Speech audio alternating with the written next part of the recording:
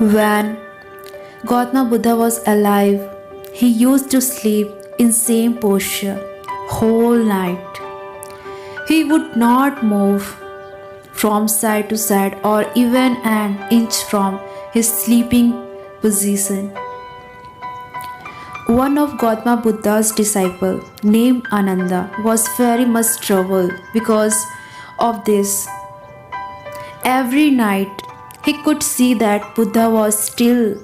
Sometimes in middle of night he would wake up and would see that Buddha was still in same position, absolutely still, just as he had always been.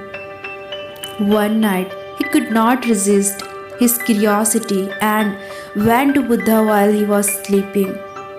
He waked him up and said, I know it's not good to disturb you at night because whole day you have been walking and teaching, but I could not wait for morning to ask you this. For 20 years I have been watching you. I have waited for long, but now I have to ask to you about it anyway. Please tell me, how do you manage to remain in same posture that you go to sleep in same posture for whole night? Do you sleep or do you simply go on keeping the posture? Because I have to move continuously. I cannot sleep still whole night. Gautama Buddha said, I have found the right posture. Now there is no need to change it. And I am awake as anyone even when my body is asleep. I have found the right posture for body, but you are still searching for it. It is not simply a question for tossing and turning the body. It is because your mind is tossing and turning. I have gone beyond. There is no mind when I go to sleep.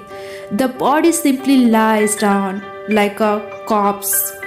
Have you ever seen any corpse changing its posture? Moral of the story. It's your mind.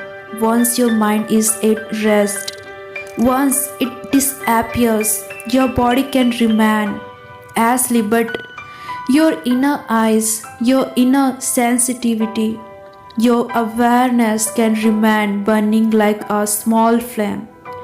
Not only watching your body, but also watching the silent mind and the stillness surrounding you.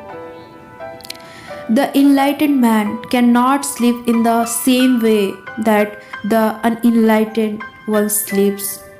When the unenlightened man sleeps, he is simply unconscious, where as the enlightened man sleeps, but he is not unconscious.